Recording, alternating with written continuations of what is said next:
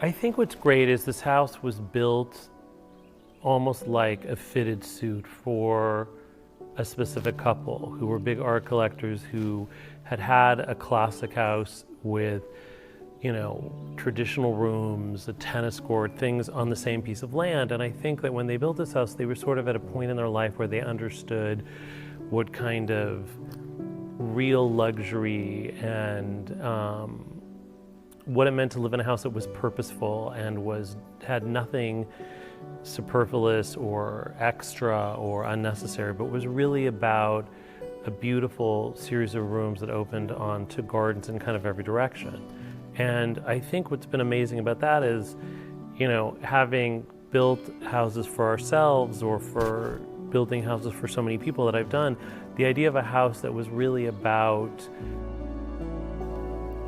something that was sort of a pure sense of luxury and quality, nothing too much, nothing too unusable, that was really about California and both impressive and cozy, both wonderful with a few people but great for huge groups. All that really is suitable for kind of what we're doing now and where I am in my life.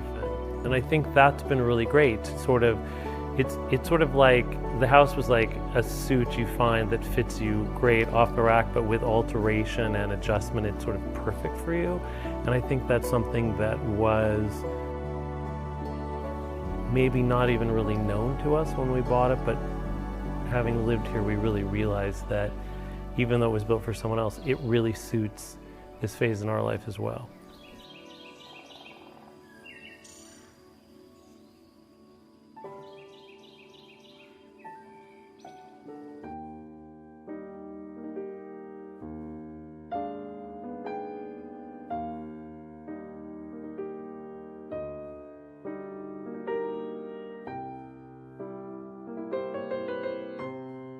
If a drink is luxurious, does it taste wonderful? Does it have an incredible fragrance to it? Is a room luxurious? Does it have beautiful light? Does it work for having conversations with people you care about? Is a place luxurious? Is it thoughtful in the sense of it has a sense of history? It's a place that reveals itself to you over time. You can spend 2 days in virtually the same area and always find something interesting and compelling. I think luxury by itself is not 100% interesting to me unless there's a component of curiosity and evolution. There's a very famous kind of Helen Mirren thing in Gosford Park, being the perfect servant, right? I know when they're hungry, I know when they're cold, I know when I think to be a good host, you have to have an element of that.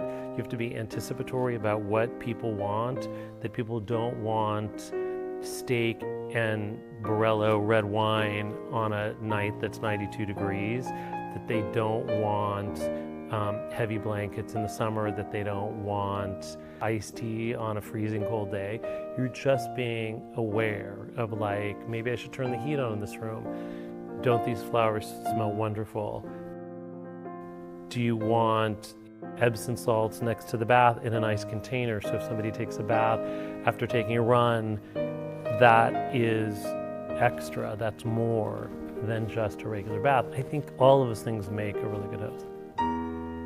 Comfort for me is two things, interconnected. One is comfort in terms of what it feels like.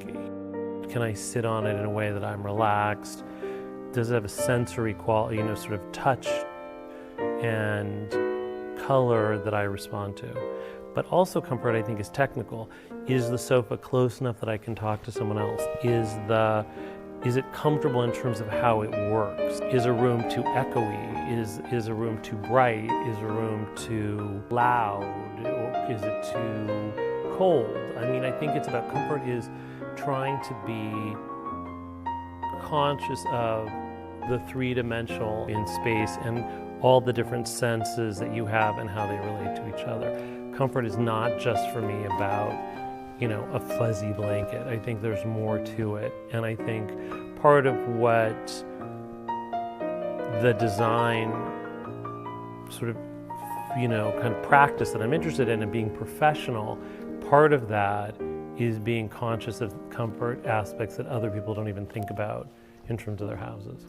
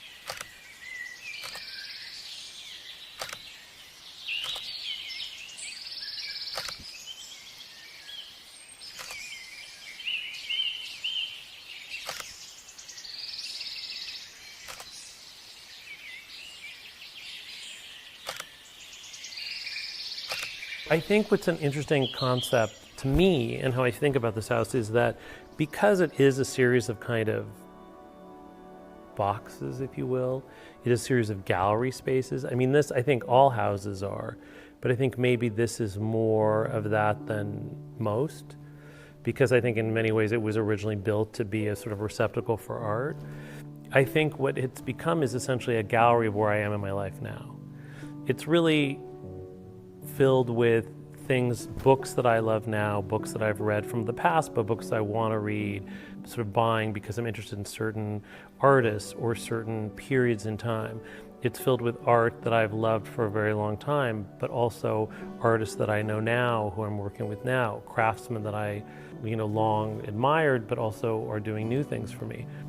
I think what's so interesting about this house for me and this moment for me is it very much feels like a self-portrait. I mean, I've talked about portraiture for a long time in terms of what I do, right? I think that good decoration, good architecture, good interior decoration, anything you want to, any kind of title you want to use for it, is essentially part portraiture, part stand-up comedy, part really pulling out of people who they are, how they want to be perceived, their history, being respectful of all those elements. And then the risk of it is the stand-up comedy. Really kind of being risky and taking a leap of faith and trying to show people, this is how you should live. This is how all these elements that I've culled from you, this is, all these things you've told me and what I've sort of learned in my career about how you should be framed and presented. This is what it is, and it's a bit of a risk. And even in execution, it's a bit of a risk. But I think that portraiture, which is so interesting and has been such a kind of cornerstone to my career and how I perceive what I do, it's really interesting, the challenges, the doubt, the concern about being judged that self-portraiture brings. But it's so rewarding and so wonderful to walk through rooms and know that these are a real record of where I am now and where I am in terms of James and my dogs and other people that I love are right now. And that's something incredibly rewarding.